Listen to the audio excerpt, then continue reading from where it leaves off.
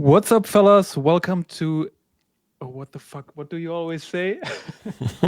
Welcome to the next episode of the Mint Map podcast. Alex here, joined by my buddy Jason from across the pond in the United States. That was pretty good, right? Yeah, That not was too pretty bad. pretty Not too close to bad. what you always say. It's kind of funny, right? Like when you get put on And the yeah, spot. we're absolutely yeah. We are about to jump into the most recent topics crypto-wise. We'll jump into NFTs, GoodFellas. We've actually not spoken for 2 weeks now. Unfortunately, last week we weren't able to have a podcast episode. Last week we were kind of rocked on X Spaces. So hopefully this week everything goes back to normal, right? Yeah, let's hope so. And if you're worrying about the intro, we were just joking before we started recording that it had been so long since we spoke that I'd forgotten the intro. And Alex was like, well, I can remember the intro. So you see, it's not as easy as it sounds, right? Yeah, it's not. I think you need to get used to it. Give me two more times, and I'll sound like I've never done anything else. Yeah, but let's jump a little bit into what's been going on in crypto. And there was actually a pretty big thing happening 2 or 3 weeks ago. Don't want to talk about old news, obviously, but there was a pretty interesting discussion going on. There was a hack on Drift protocol. I'm not sure if you guys have seen that. Drift protocol is a protocol that runs on Solana, which does not mean Solana was affected, but the protocol was actually experiencing like people called it like a full stack exploit, because it all started with social engineering. That's what most exploits start with. Attackers, I think they prepared for weeks and months, and they targeted multi-sig signers, and they tricked them into approving transactions they did not fully understand. And that way they got admin level control, which gave them the possibility to create a completely fake token. I think they manipulated its price and they used it as a collateral. So Drift thought the value of the token was really high, hundreds of millions, and they were able to borrow real assets, and they extracted, I think, almost like 300 million USDC. I think it was around 280 million. And yeah, that's basically what happened. And the discussion that was going on was actually about Circle. Circle is the company that issues USDC. And their role was that a large portion of those stolen funds, as I mentioned, ended up in USDC. And those funds were moved across, multiple chains, and they were visible on chain for multiple hours. And the main accusation against Circle was they had a lot of time and they didn't do anything. So people claim that they got messaged and got notified that there is something fishy going on their bridges. And as I mentioned, that exploit was going on, and funds were moved over multiple hours, a lot of transactions, and they had a pretty big time window to react. So we all know that Circle actually has the power to freeze wallets, but they didn't use it. We've seen that actually in the past when Circle froze funds, like in a famous tornado cash exploit. I think that did need like a law enforcement request and a court order, and this time they didn't do anything, and people were like, okay, should Circle be able to freeze funds when it's required or not? And that was a pretty big discussion, a lot of pros and cons. But first I'd like to know from you, Jason, what do you think? Well, I mean, what do I think about which part? I mean, are you talking about the demand that Circle do something, or, the exploit, or what specifically part of it are you referring to? There's a lot there, actually. Do you feel like we need an additional security layer, and a company like Circle should have the possibility, or should be able to just freeze wallets when they see something sketchy going on chain, and they feel like this could be a hack? I think it depends on the business itself. I mean, if you transact on a centralized exchange like Coinbase, for example, or Binance, or whoever you happen to use, you'll notice that at certain times they'll freeze your account, they'll freeze your wallets, and they have full control of your wallet and keys. And that's part of the trade-off. Like you don't have to worry about managing your wallet and keys; they do that for you. But the trade-off is, you have no control, and they can give you or not give you your funds as they see fit, right? And the whole idea behind crypto was that you don't have to rely on a third party to necessarily transact. So if you're dealing with a company like Circle, in this particular case, Circle acted as a bridge between Solana and Ethereum to get the USDC from Solana to Ethereum. And, moving the funds to Ethereum made it much, much harder to track. So the thing is, do you want to be associated with or do business with a organization that can stop transactions based on what it sees, or do you not? And I think as an individual, you should have that choice. So if Circle, and they've acted in the past based on, like you said, I don't know if, well, you may have mentioned this off mic, but they've acted in the past to stop transactions based on like law enforcement requests or court orders. But that didn't happen in this case. But this happened way too fast for any of that to take place. So, do you want them to have the authority to just simply say, well, we're not going to process this transaction, even though it looks legitimate, which is what was happening. Like all these transactions look legitimate because they were, again, the product of a social engineering exploit, not a protocol level exploit. That opens a lot of, crazy doors to, censorship and who decides. The whole idea behind crypto was that no one decides but you. So, you can't have it both ways. You can't, say I want it this way when it's going when everything's turning up roses and it's going my way, but I want it the other way when it's going against me. It doesn't work that way. Like you get one set of rules, and if you choose into that set of rules, then you play by that game. You play that game by that set of rules. So I feel like if you want to blame Circle, or if you want to blame platform X or protocol Y, then you should understand how those protocols and platforms work before you decide to do any form of business with them. And since Circle issues USDC, if the attacker chooses that token to transact in, then of course it's going to be very difficult for, USDC or Circle in this case to be like the arbiter of truth, because again, the transactions look legitimate. So, do you have the same expectation of the tokens that were converted to Solana and the tokens that were converted to Ethereum? Do you have the same expectation that Solana should limit transactions, or that Ethereum should limit transactions, or should it only be at the protocol level that rides on top of those chains, right? So like you have all these different questions that you can ask, but I think really it just comes down to, as a company, this is a company or token or a platform that I want to use. These are their rules, and if I choose to, opt in and play the game using their set of rules, then that set of rules applies to all transactions, both positive and negative. Man, I hit the jackpot on that one. Yeah, good. Yeah, good point. Good point.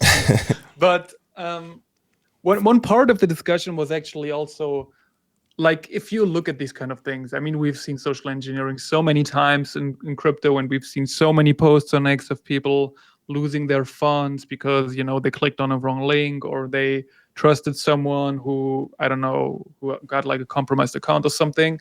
So like we keep speaking about crypto adoption and, payments over crypto will be the future and all that stuff. But do you feel like, is it like, can we say like ethical? Can we say that? Let me think a second. Like, is it ethical to onboard like new users into a system where like one mistake can equal a total loss, right? Because obviously people are used to have like that kind of security layer, that everything is kind of, almost like reversible, and crypto obviously, like it's different. So if we want to onboard new users and people being able to pay in crypto, and obviously, do we need protection for those people, or do you feel like you just said it right? Like you said, if you want to use a system where the rules, and that once you do a mistake that can lead into a total loss, you need to accept it, or like do you feel like that is that is suitable for, for payments in like broader systems for like the whole population, basically? It's always this way in reality. We abstract these layers on top of reality to make us feel better.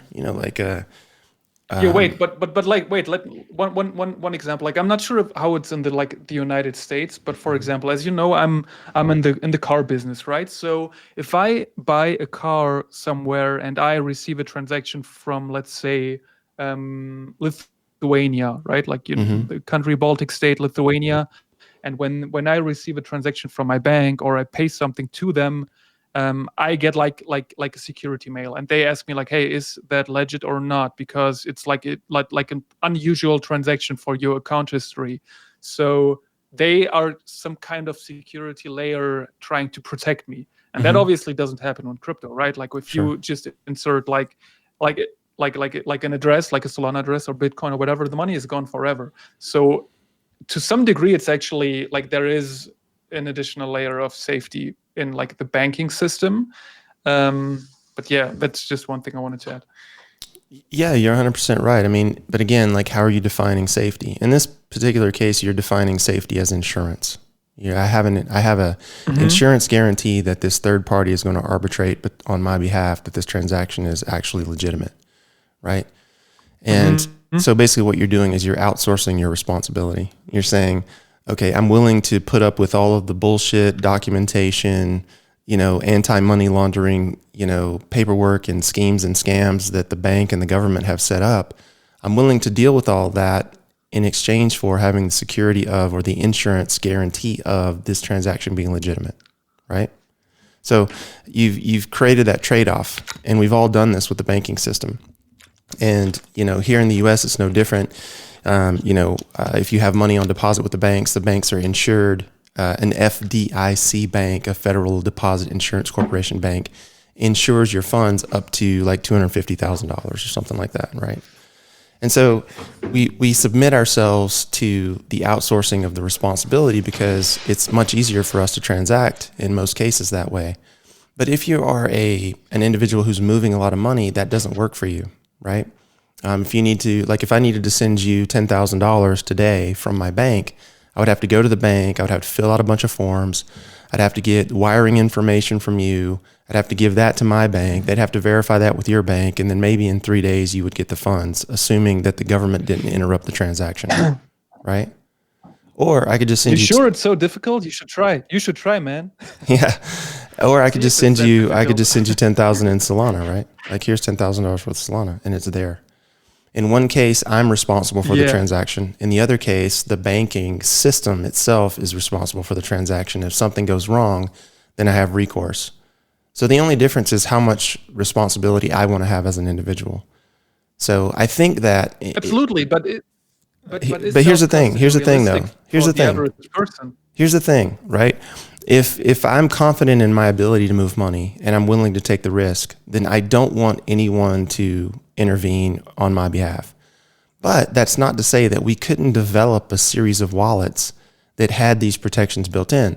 Just like we have hardware wallets, right, that have these protections built in. We could build digital wallets that have these protections built in. Like, if this wallet has, this extra digit at the end, or if this wallet, resolves to this particular key, then on this particular transaction, there's a third party that has to approve it, right? Which is basically what, we've set up in the form of like 2 out of 5 signer wallets have to sign the transaction, or, my ledger has to, be connected, and then I have to approve the transaction twice on Ledger or whatever. Like, we've already built these schemes in, right? But if you choose to participate in a system that doesn't allow for that, then you can't come back retroactively when a transaction doesn't go your way and say, oh, they should have done this or they should have done that. No, motherfucker, you should have done this and you should have done that. Like, you should have set up the protections that you wanted, right? But when people start asking for like protocol level protections, then you have to realize that filters down to all of the people, responsible party or not, who do or don't want to participate in that stuff. So I think that there should be options. And I think that, whatever wallet system you choose, transaction system you use, transaction platform you use, should give you the ability to opt into those protections or not. Because again, once you've opted in, the responsibility is no longer yours, but neither are the funds really, because someone else is controlling your wallet. I think 2 days ago, I read a post from someone who had his retirement money in Bitcoin, 5.2 or 5.4 Bitcoin. And he set up a new ledger and he downloaded the ledger app from the Apple store. Is it called Apple Store or is it like iStore? I don't even know, but like the official Apple Store. And it was a fake app and it's still online and everything got drained. He lost his funds. Obviously, he asked for donations as always. But yeah, like he was basically like, we are pushing adoption faster than we are building safety, and that is a problem. And that's actually quite interesting because, is it actually realistic for the average person to have everything in self-custody? Or I mean, you mentioned it, right? Like there are already possibilities to make things safer, but can we expect that from anyone new entering the space? There's no way to have a new space that's safe. It doesn't work that way. Like for example, right now we have SpaceX and NASA. Like NASA's on a moon mission right now, or maybe they came back recently. But they were on a mission to circle the moon and come back, right? And SpaceX is on a mission to actually establish a colony on Mars, right? So these people are going to be the first ever to do this type of thing, to like build a community on Mars, right? There is no safety for these people, right? They either succeed or they fail, but there's no middle ground. There's no like contingency plan. Like, cause you're 250,000 miles from Earth or whatever it is, like there's no coming back home, if something goes wrong, so we would have to, try to rescue them with another capsule or another, flight or something like that. But once the colony is established and you've got mechanics on hand and you've got materials on hand and you've got electrical engineers and computer engineers and you've got robots and, AI all running inside the colony, now you have somewhat of a contingency plan, because if something breaks mid-flight, if you're able to land or get near the moon, you might be able to actually connect with someone there who can actually help get you landed on the moon or get you back to Earth, right? And the point I'm trying to make is like, when you first start your expansion and you go into exploring new areas, there's literally no way to create safety. The safety comes after the people come to the new space. And that's what's happening now. So we've had enough people in the space who have entered this new frontier. We've had enough cowboys take arrows in the back, so to speak, that now it's a little bit safer. We've got the ledger, we've got this, that, the other thing, we've got multi-sig wallets, and that'll continue to evolve to, like I said, systems where you can opt into like third-party protections, I think, right? But that only happens because adoption happened first. It doesn't come in the other way. It doesn't come in the opposite order. And so, as much as it sucks, and speaking as someone who has been drained, like for a tremendous amount of money, like I get the pain, like I have felt it firsthand, and I certainly wouldn't wish that on anyone. But by the same token, if I'm going to play in a decentralized land where, things are my responsibility, then I have to own the fact that basically I created the result. And although it wasn't a great result, I did learn a valuable lesson, one that I can apply to future earnings. And I still want to be able to go into that decentralized space and trade or swap or hold funds outside of the banking system so that I have some autonomy. And I wouldn't want a third party to be able to limit me, right?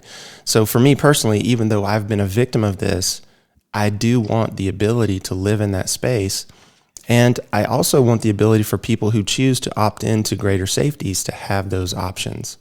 So I think that's what I would consider setting up if I were building a new wallet, or a wallet that was meant to be like safety specific. Like, how could I set this up? How could I filter this wallet, or create a series of wallets that acts or behaves differently, or that is run or controlled by a third party, even though, I might hold the keys, So I think all of those possibilities exist, but it needs to be optional, not mandatory. Yeah, absolutely. I mean, I mentioned that before we jumped onto that discussion. I think I said that in the meeting we had before, that we are actually on the same page when it comes to that discussion, obviously. But it's always interesting to see all these different opinions, and people are like, yeah, I mean, it's like when people enter the space and they all see all these posts from people losing their funds. I mean, we see, like, since I came into crypto, I've seen these posts, right? Like the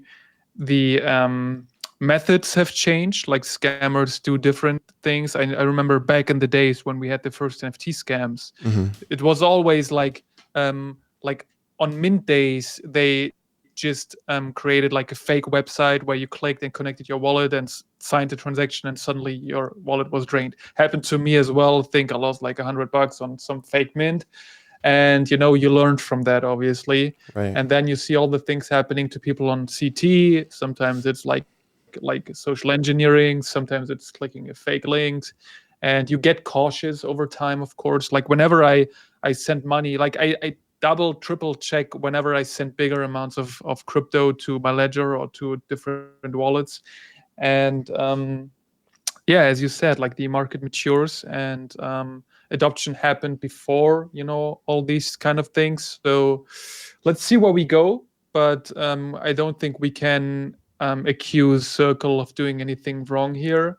And yeah, but still, it's interesting to see that there are even crypto people who feel like there should be an additional security layer. But yeah, let's move on. There was another really interesting thing happening in the NFT space, because I read that Yuga Labs is the famous creator of the NFT collection, Bored Apes. Oh, by the way, before we jump into that lawsuit, I've seen some community members. I think Metalhead and Jilly bought a mutant ape, and Jilly made a post, and she said that she mainly did that for the culture. They were basically one of the first big collections that we ever had. Would you buy an ape for the culture? Yeah, but I would want the original version, not the mutant version.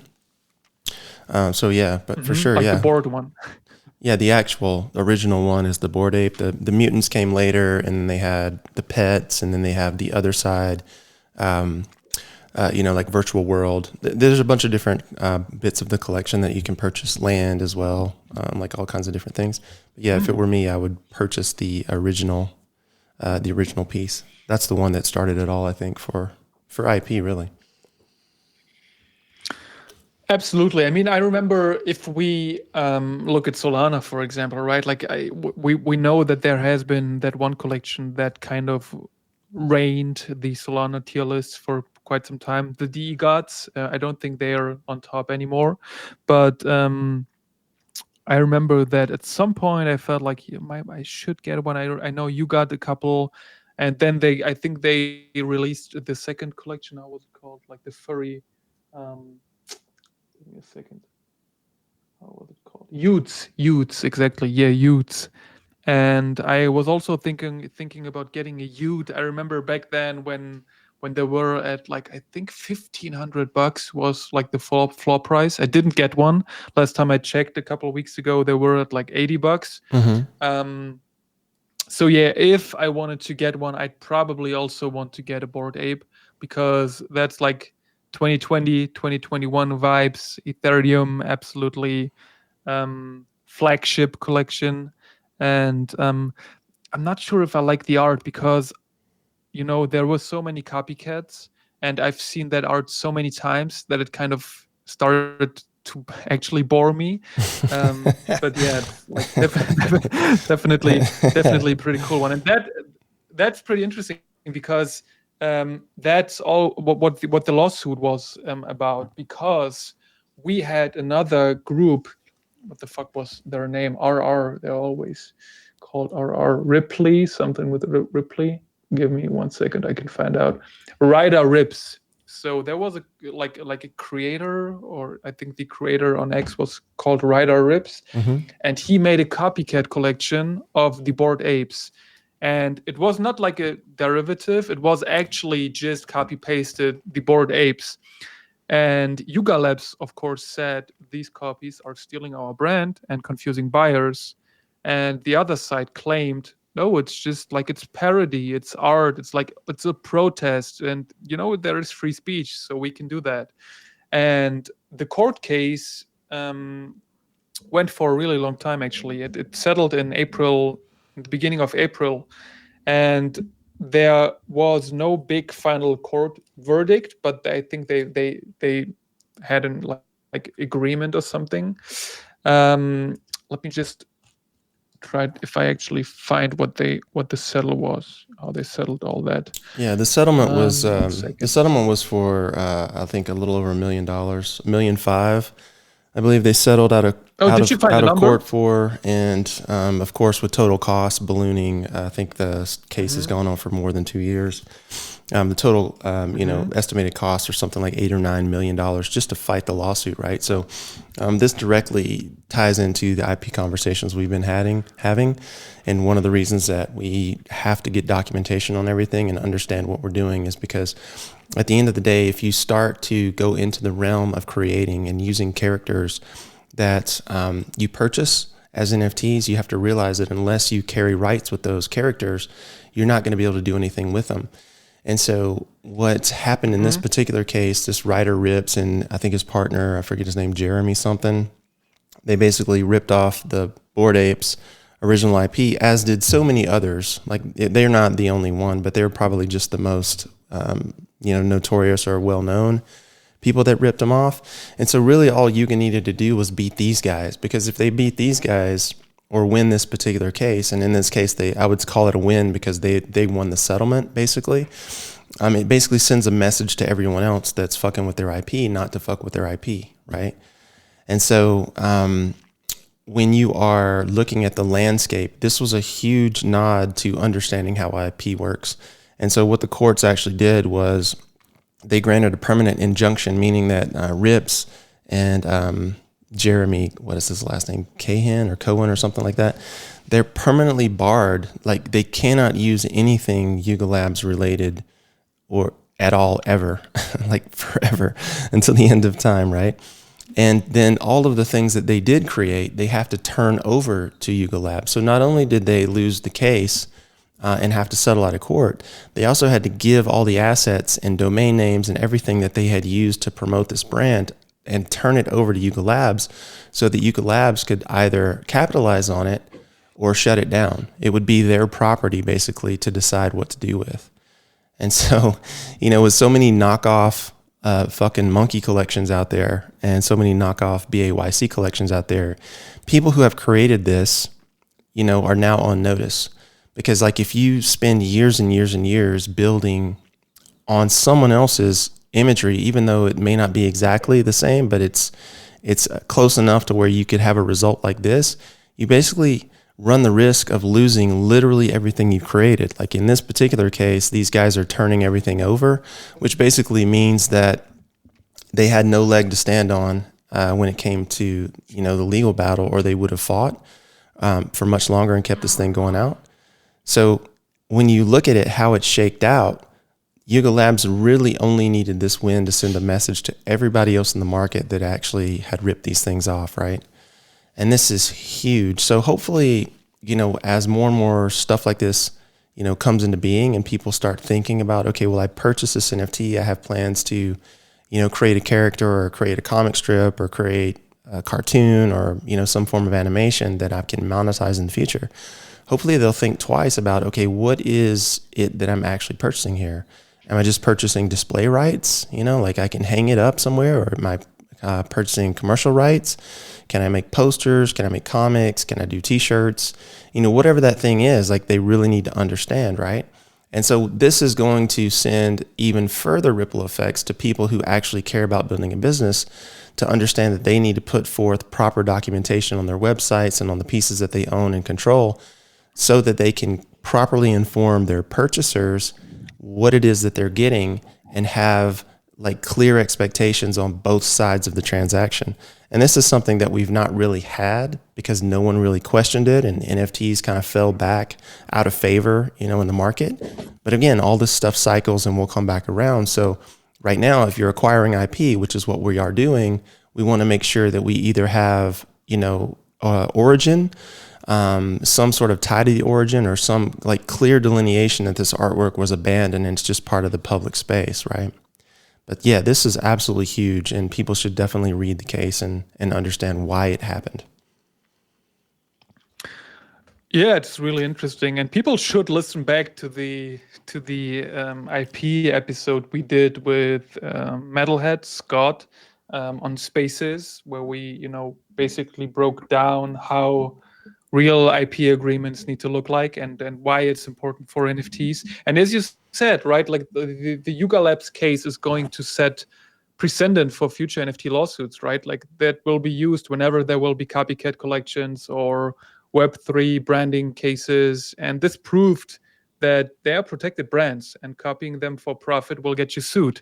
And it's so good, right? Like they are basically doing a pretty important job already for future NFT collections who actually take care of IP and try to set everything the way we do, for example, right? And yeah, I hope that if you look at the amount of conversations we have about IP rights and try to tell people about the importance of it, that some of them will actually follow our example, right? Like there are so many great people in this space, and there are too little, like almost like so few of them actually care about IP and setting up proper agreements. I mean, we have been speaking about that for so long now, and I'm not aware of anyone out there, even the guys we are in touch with, that they're actually taking care of it and kind of up their IP game. That's unfortunate, but I feel like if you actually want to build something sustainable and for the long term, you will need that. And love what Yuga Labs do, right? Like and that's one reason I feel like they're actually a serious company, and why I would even consider owning a Bored Ape in case they dump a little more. I don't even know what the floor price is right now. I think it's around 15,000 or something, but I love that, whenever you own an ape, you can do with the IP whatever you want, right? Like I can open a coffee shop with my Bored Ape and no one can do anything about it because, you got the rights. And great job they do. I know there are a couple of projects who pay attention to IP as well, but you can be always for sure that whenever you mint something in the GoodFellas ecosystem, you usually get IP as well. And that's great.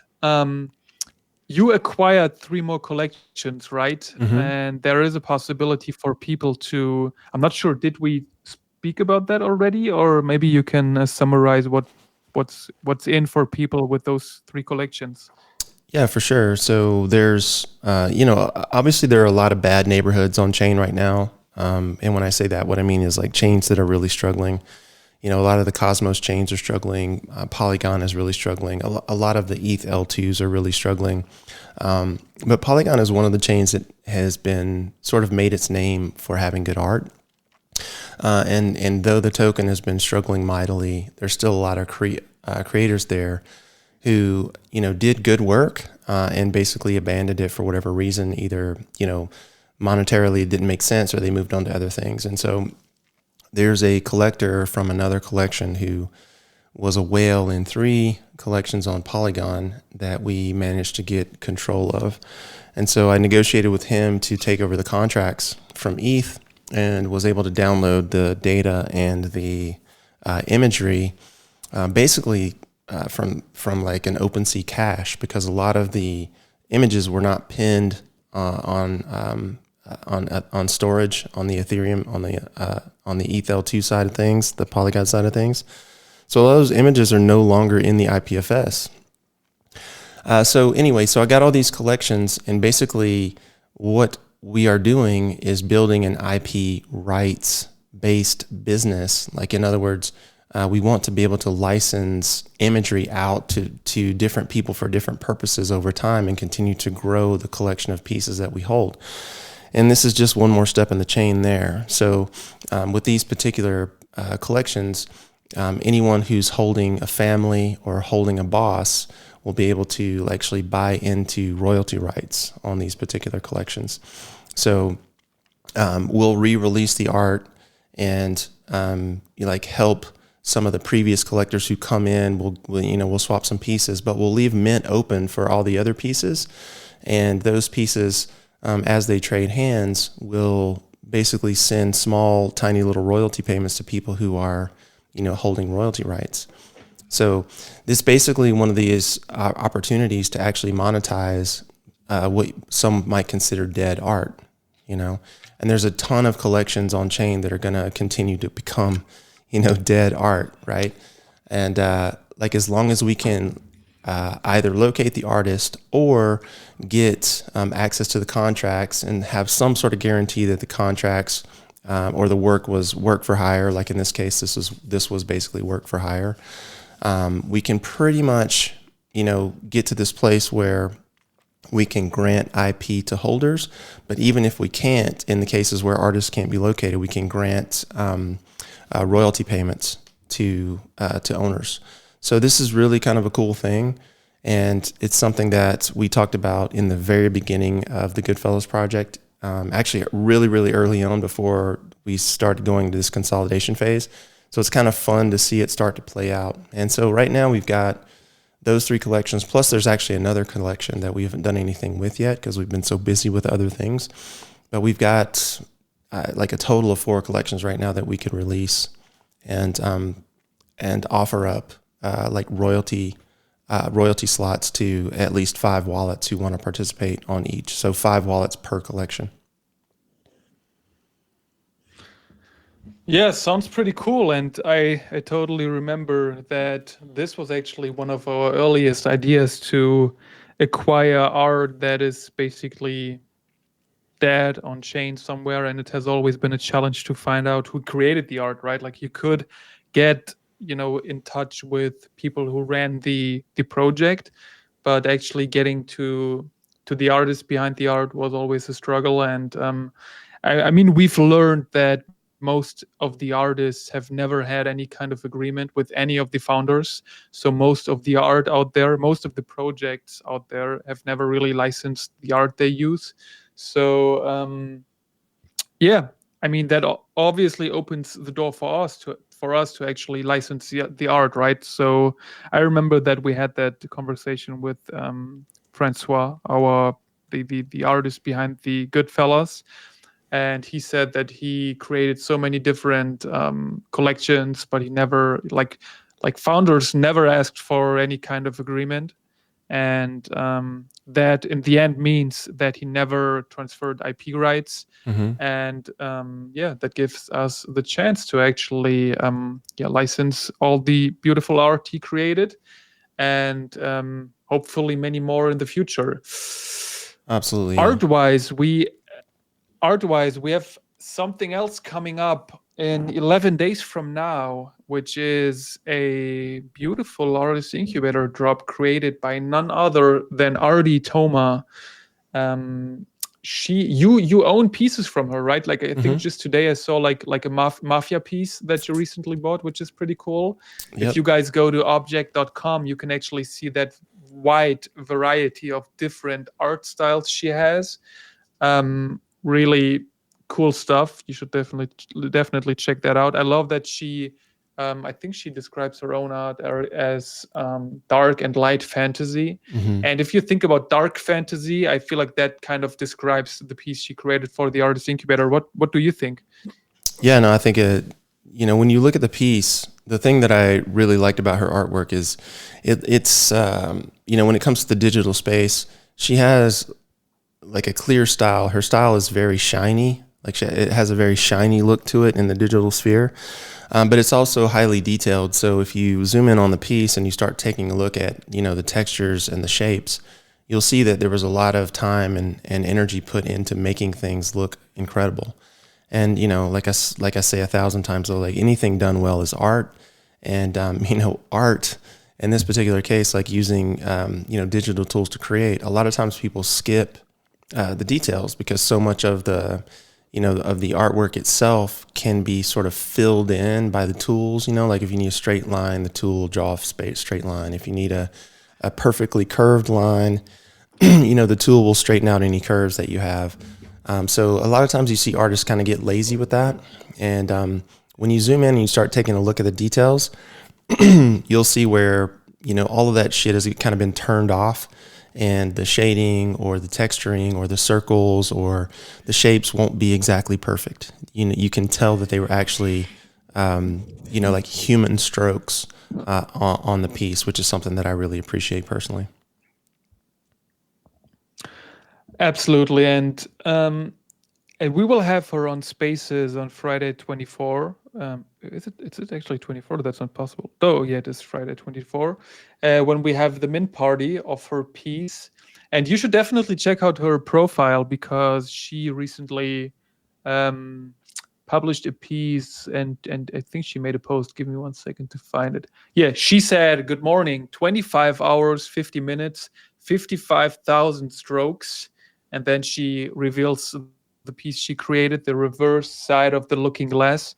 And if you look at that piece, you can actually see the amount of details she puts into her work, and it's just crazy. I think it's a really cool piece. I still prefer the artist incubator piece because it's more PFP-ish, but you can see that. I think she even made another post where she said, "Fuck AI.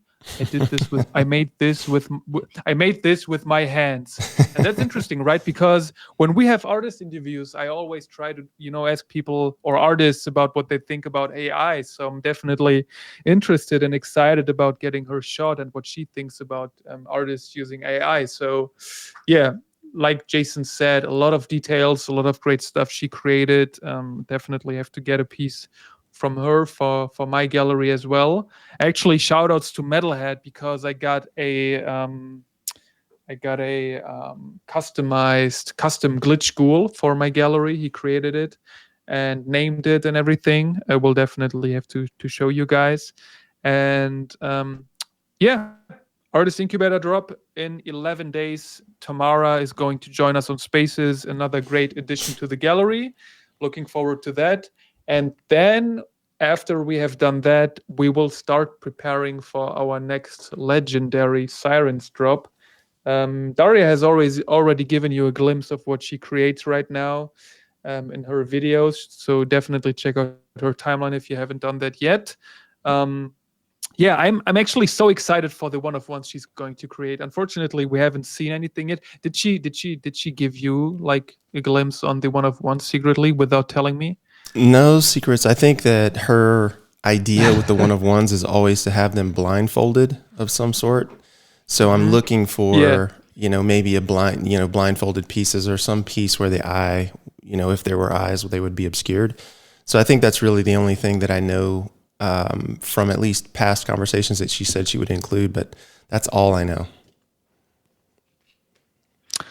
Yeah, I love the ones she created for the last batch. The last batch was actually 190 pieces. So we had two one of ones, and there are two one of ones in the original Sirens batch. I think one of those was created by Daria as well. One was created by Maria.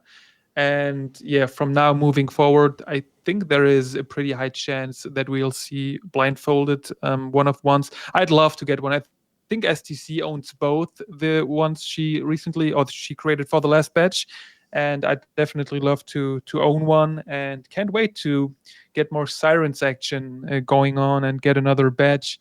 Yeah, and this is probably going to be a batch of 200 as well, right? Mm-hmm. Yep, that's what it's looking like. So we'll see, and hopefully that is the case because these little batches go really quickly. So I think on the last one I got maybe one piece, and I was wanting to get like 20. So I hope that I can really up my game on this particular mint. Yeah, absolutely. And I mean, I feel like people love the Sirens, so yeah, let's see what's going to happen. So we are aiming to have that Sirens batch sometime around the end of May, and yeah, obviously got some artists lined up for the incubator as well. But for now, we are focusing on Tamara. We hope you guys look forward to that too. And this should be it for today. Do we have anything else? I don't think so, man. I think we're good to go. Awesome. So we hope that you guys have a great week. We hope that X is not going to rock us on Friday and we can have a regular space again. we hope to see you guys around, of course. And yeah, this is it for today. Have a great week, everyone. Bye bye. We'll see you. Take care, guys.